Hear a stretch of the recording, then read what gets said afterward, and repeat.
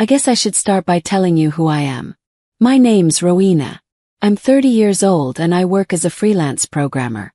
I've got my own house in a decent neighborhood. Nothing fancy, but it's mine. I've been doing the programming thing for about 8 years now, ever since I graduated from college. My family consists of my parents. Mom's name is now Marilee, and Dad's Dorian, and my younger sister Selene, who's 24. Mom works part-time at some retail store. Dad does construction when he can find work. And Selene just graduated college last year. She's been living with my parents ever since, trying to find herself or whatever. We're not super close as a family, but we keep in touch. They live about 40 minutes away from me, so we don't see each other every week or anything. Usually it's just holiday gatherings and the occasional family birthday party. This year was going to be different though. Back in November I had this crazy idea. I called my parents and suggested they all come to my place for Christmas dinner instead of doing our usual thing at Mom and Dad's house. "That sounds wonderful, honey," Mom had said over the phone. "We'd love that." Dad got on the line too. "Yeah, Rowena, that's real nice of you. We'll be there." Even Selene seemed excited about it. "Oh my God, yes. I'm so tired of Mom's dry turkey anyway," she laughed. So we made it official, December 25th at my house. I told them to come around noon so we could prep everything together and eat around 3. The month leading up to Christmas was crazy busy for me. I had 3 big client projects to finish before the holidays. So, I was working 12-hour days pretty much every day in December, but I kept thinking about Christmas dinner and how nice it was going to be. I went all out with the planning. Made a huge grocery list with all the fancy stuff. Prime rib instead of turkey, fresh crab for appetizers, those expensive imported cheeses, real champagne. I even ordered special desserts from this fancy bakery downtown. The whole thing cost me almost $1,050. 3 days before Christmas, I went shopping for a new tablecloth and dishes. Found this gorgeous set at the department store.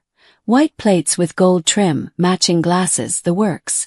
Cost me another $410. I also bought a new dress for the occasion. The week before Christmas, I had to turn down plans with my friends because of the family dinner. Christmas Eve came around and I was running around like crazy, cleaning the house, prepping vegetables, marinating the meat. Everything had to be perfect. I set the table with my new dishes and stepped back to admire it. It looked like something out of a magazine. Around 10 p.m., I decided to send a quick text to the family group chat just to confirm everything was still on track. "Hey guys, so excited for tomorrow. Still planning on noon, right?"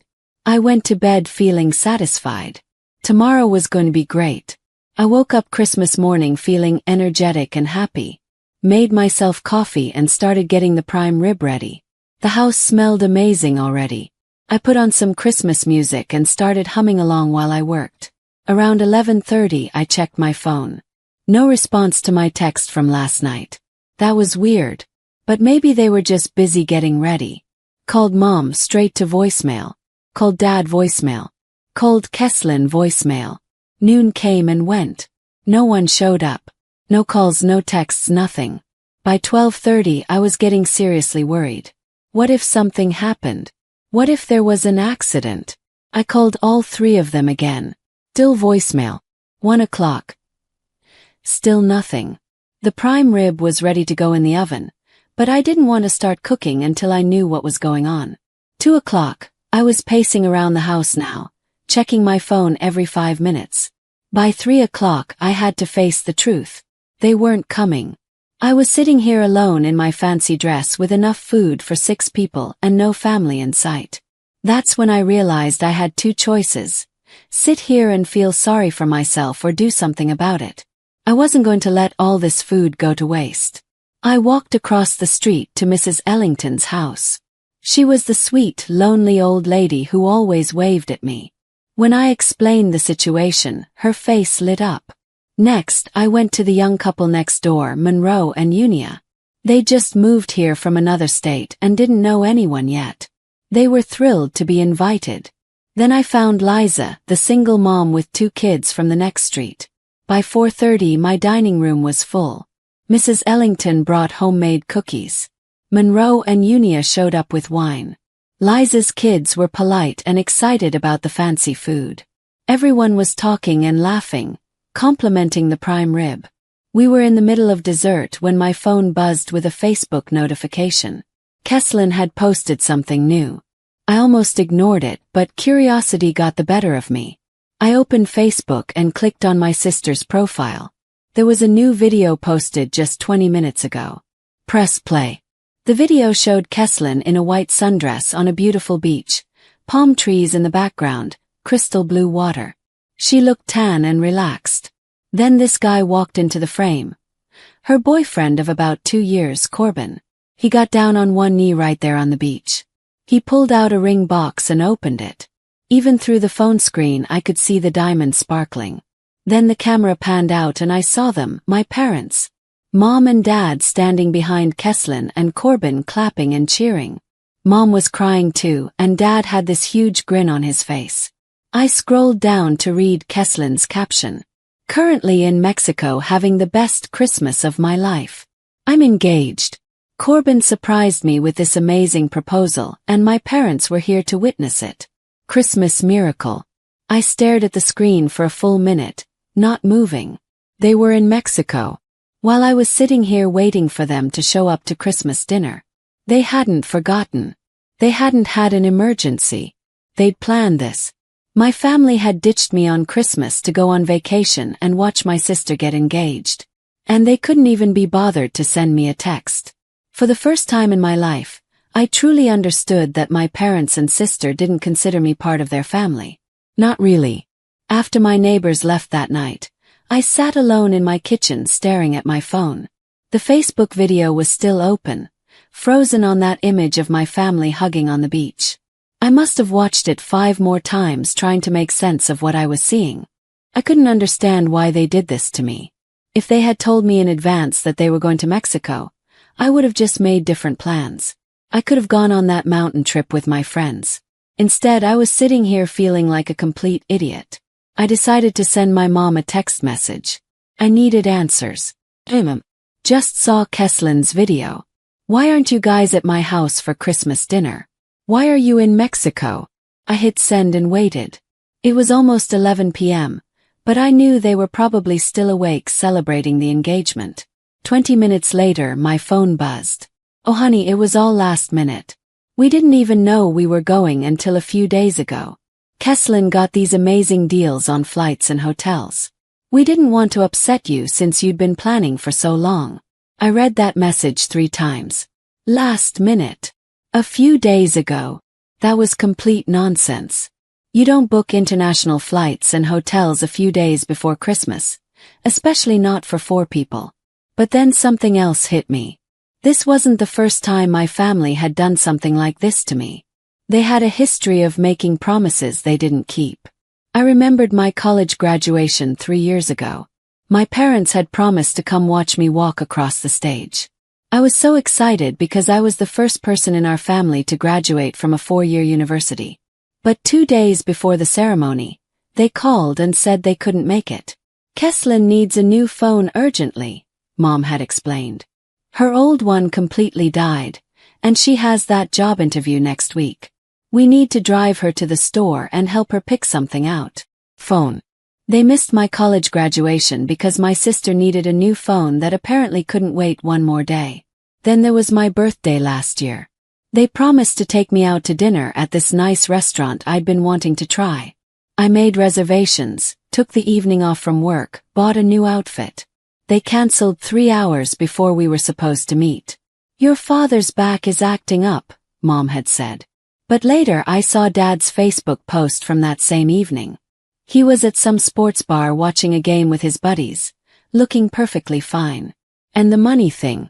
Oh God, the money thing. Over the past few years, my parents had borrowed probably close to $19,500 from me. Always with promises to pay it back. Just until Dad's next paycheck comes in, they'd say. We'll pay you back as soon as tax refund season hits. But they never did. Not once. When I brought it up, they'd act like I was being petty or greedy, like I should just be happy to help out family. The pattern was so clear now that I couldn't believe I'd been blind to it for so long.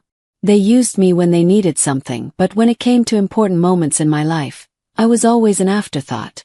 I didn't respond to my mom's text that night. What was the point? She'd just come up with more excuses. The next 2 weeks were completely silent. No calls, no texts, no contact at all from any of them. Not even a Merry Christmas or Happy New Year message.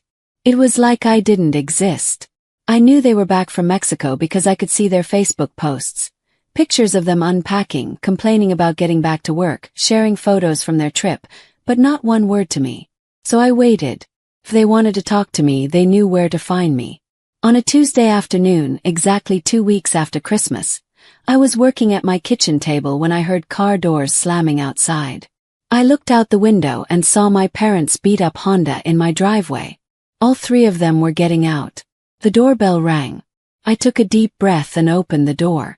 "Hey, Rowena," Selene said cheerfully, like we had just talked yesterday. They walked into my house without being invited, settling into my living room like they owned the place. "What do you want?" I asked. The question hung in the air for a moment. They all looked at me like I'd said something strange.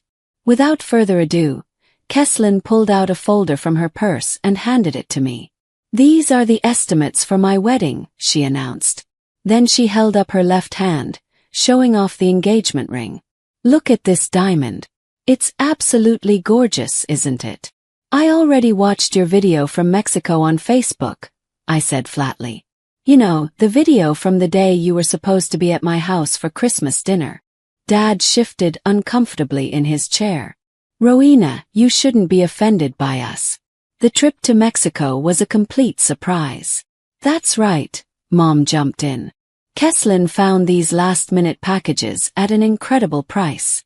We only found out about the trip a couple of days before Christmas. We didn't want to upset you because we knew you'd been preparing for the holiday for so long." I wasn't really listening anymore. I was staring down at the papers Selene had handed me. My eyes scanned the list of wedding expenses and the numbers kept getting bigger and bigger. Venue rental, catering, flowers, photography, dress, decorations. At the bottom of the page was a total that made my stomach drop. $62,000.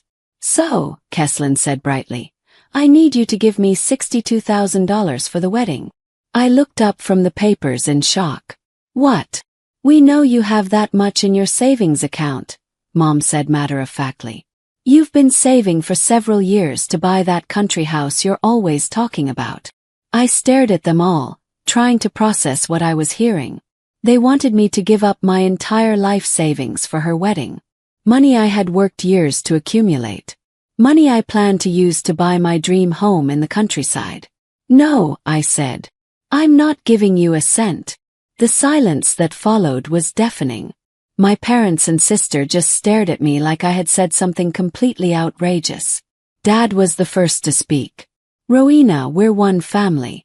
We should support and help each other." "Support each other?" I laughed bitterly. "Like you supported me on Christmas when you ditched me for Mexico?" "That's different," Mom said quickly. "This is about Selene's future. This is her wedding we're talking about." I looked at my sister, who was still admiring her ring. "And what exactly makes you think I should pay for your wedding, Selene?" "Because you're my sister," she said like it was the most obvious thing in the world. "And you have the money." "I have that money because I worked for it. I saved it for my own future." Dad leaned forward in his chair. "You can always save up for a house later. But Selene's wedding is happening now. This is a once-in-a-lifetime event. A house is also a once-in-a-lifetime purchase," I shot back. "And it's my life, not hers." Selene's face was turning red. "I can't believe you're being so selfish about this." "Selfish?" The word hit me like a slap. "I'm selfish. You guys abandoned me on Christmas, didn't speak to me for 2 weeks, and now you show up demanding $62,000. And I'm the selfish one?" "We already explained about Christmas," Mom said, getting frustrated. "It was last minute. We couldn't help it." "You planned that trip," I said. "You booked flights and hotels and didn't tell me because you knew I'd be upset. You just didn't care enough to include me." Suddenly, Selene burst into tears. My wedding is going to be ruined because of you. I don't have any other options. Dad stood up, clearly getting angry. We already told Corbin's family that our eldest daughter would cover the wedding costs. Do you know how embarrassing it's going to be if we have to go back and tell them we can't? That's your problem, I said. Not mine. You shouldn't have made promises you couldn't keep. We can keep them, Mom shouted. You just have to help us. No, I said firmly. I'm not paying for a wedding for people who treat me like an ATM instead of family. That's when the real fight started. Mom began screaming that this was the most important day of Selene's life, and I was trying to ruin it out of spite. She said I was just getting revenge for Christmas and that I was being petty and vindictive. You're jealous, Mom yelled. You're jealous that your little sister is getting married, and you don't even have a boyfriend. Selene was crying harder now, saying her whole wedding was ruined, that she couldn't get married without this money, that I was destroying her happiness. Dad kept going on about family loyalty and how disappointed he was in me. He said I was selfish and ungrateful, that they had raised me better than this. Raised me? I laughed. When you missed my college graduation for a phone, you borrowed thousands from me and never paid it back. You ditched me on Christmas for a vacation. When exactly did you raise me? That's different, Dad said. This is about supporting your sister in her time of need. Her time of need. She's 24 years old. She should figure out how to pay for her own wedding. The shouting match went on for another 20 minutes. They threw every guilt trip imaginable at me. I was being selfish. I was jealous. I was spiteful. I was ungrateful. I was hoarding money out of greed. But I wasn't backing down. You know what? Finally said, standing up. Get out of my house. Rowena, don't be ridiculous, Mom snapped. I'm serious. Get out now. Or I'm calling the police. You wouldn't dare, Dad said. Try me, I replied, pulling out my phone. They could see I wasn't bluffing. Slowly, reluctantly, they began gathering their things. Selene was still sobbing. I can't believe you're doing this to me. You're supposed to be my sister. I am your sister, I said. But that doesn't make me your personal bank account. They left, slamming the door behind them. I stood in my living room shaking with anger and adrenaline. But it wasn't over. Not by a long shot. Within an hour of them leaving, my phone started ringing. First it was my grandmother. Rowena, sweetheart, your mother called me. You need to help your sister with her wedding. No, Grandma, I don't. But she's so young, honey. She just graduated college. She needs support from her family. She needs to learn to be responsible for her own life, I said. I'm not giving her $62,000. Grandma tried to guilt-trip me for another 10 minutes before I finally hung up. Then my aunt called. Rowena, I think you should postpone buying your house for a few years. Selene's wedding is much more important. A wedding only happens once in a lifetime. Actually laughed. You've been married 3 times, Aunt Melrose. That's not the point. It's exactly the point. And the answer is still no. She got angry and hung up on me. The calls kept coming. Cousins I hadn't talked to in years, family friends, even some of my parents' neighbors. They'd obviously launched a full-scale campaign to pressure me into changing my mind.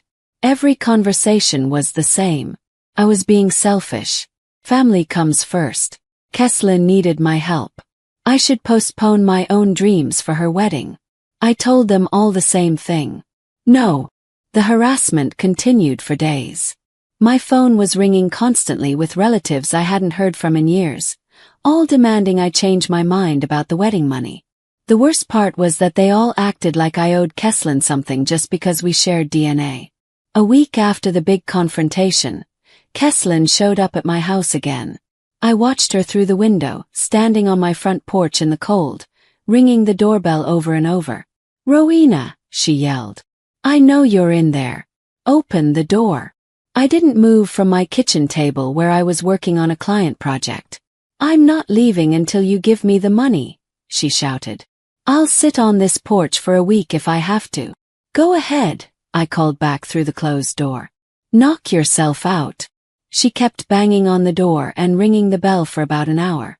I put on my noise-canceling headphones and went about my day like nothing was happening. I made lunch, did some laundry, worked on my laptop. Every now and then, I'd glance out the window and see her still sitting there on my porch steps, looking miserable and cold. Around 6 p.m., she finally gave up and left, but not before screaming one final time. "You're destroying my life, Rowena. I hope you're happy." The constant phone calls were getting ridiculous. I was getting maybe 3 or 4 calls a day from different family members, all saying the same things. Finally, I'd had enough. I started blocking phone numbers. First my parents, then my sister, then all the aunts and uncles and cousins who thought they had a right to tell me what to do with my money. But blocking them wasn't enough. I realized I needed to get away from all of this completely. I called my realtor, Janet, the next morning. "Janet, it's Rowena. I want to sell my house." "Oh, okay. Are you looking to upgrade or downsize?" "Neither. I want to move somewhere completely different. Away from this area. Maybe the suburbs outside the city. Somewhere my family can't just show up whenever they want." Janet was surprised but professional. "All right, we can definitely make that happen. How soon are you looking to move?" "As soon as possible." Within a week, Janet had listed my house and started showing me properties about an hour outside the city. Since I worked as a freelancer, I could live anywhere with good internet. The idea of starting fresh somewhere new was incredibly appealing. The calls from relatives finally stopped after about a month. I guess they realized I wasn't going to change my mind. During that whole time, Selene kept posting dramatic messages on social media about how her own sister had betrayed her and ruined her wedding dreams. She made herself sound like the victim in all of this. Mom was apparently telling everyone that I was just jealous because Selene was getting married and I didn't even have a boyfriend. She painted me as bitter and spiteful, someone who couldn't stand to see her little sister happy. But I didn't care what they said about me anymore. I was done trying to please people who only saw me as a source of money.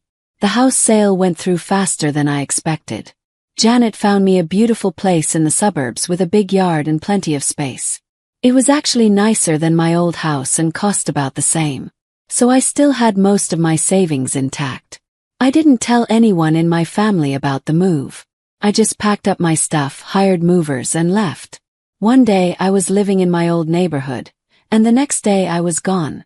The moving process was actually kind of liberating. I got rid of a lot of old stuff that reminded me of my family. Photos from family gatherings where I always looked uncomfortable, gifts they'd given me over the years that I'd kept out of obligation rather than affection. I donated most of it and started fresh. About a week after I moved, Mrs. Ellington, my old neighbor, called me. She was the sweet old lady who'd come to my Christmas dinner. "Rowena, dear," she said, "I wanted to let you know that your parents and sister have been looking for you. They saw the new tenants moving into your house and came over to ask me if I knew where you'd gone. They seemed quite upset when I told them I didn't have your new address. Thanks for not telling them anything, Mrs. Ellington." "Of course, dear. After what they did to you on Christmas, I wouldn't give them the time of day." That same day, I got an email from my mother. The subject line was, "How could you do this to us?" The email was long and dramatic. She wrote about how cruel I was being, how I'd abandoned my family without even telling them I was moving. She said if I didn't give them the $62,000, they wouldn't invite me to Selene's wedding. Like that was supposed to be a threat. I deleted the email without responding. 6 months went by in my new house. I was working more than ever, taking on bigger projects, making good money. I was sleeping better, eating better, and generally felt happier than I had in years. It was amazing how much lighter I felt without the constant drama and guilt trips from my family. One day, I was curious about how Selene's wedding plans were going. I checked her Facebook page for the first time since moving. There were no wedding photos. No posts about wedding planning. Nothing about Corbin at all. Actually, I scrolled down through several months of posts and found my answer. About a month after I moved, Selene had posted a simple announcement. "Corbin and I had a small ceremony at City Hall today. Thanks to everyone who supported us.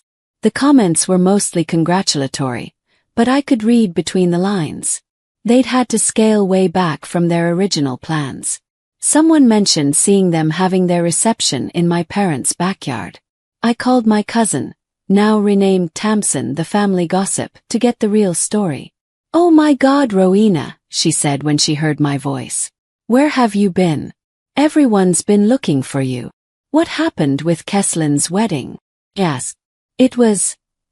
Well, it wasn't what she planned. They ended up just going to City Hall and having a little party at your parents' house. Pretty different from that $62,000 extravaganza she wanted. "And how's she doing?" "She's fine, I guess. Still married. But she was pretty bitter about the whole thing for a while. Kept saying her sister ruined her dream wedding. Felt nothing. No guilt. No sadness. No satisfaction. Just was what it was." "Are you ever going to talk to them again?" Tamsin asked. "I don't know," I said. "Honestly, maybe someday. But not anytime soon." And that's where things stand now. It's been over a year since I moved, and I still don't have any contact with my parents or Keslin. I avoid family gatherings where I might run into them. I'm not sure if I'll ever want to rebuild those relationships. Right now, I'm focused on my work and setting up my new life. I've made some friends in my new neighborhood. I'm thinking about getting a dog, maybe taking some art classes. For the first time in my adult life, I'm making decisions based on what I want, not what my family expects from me.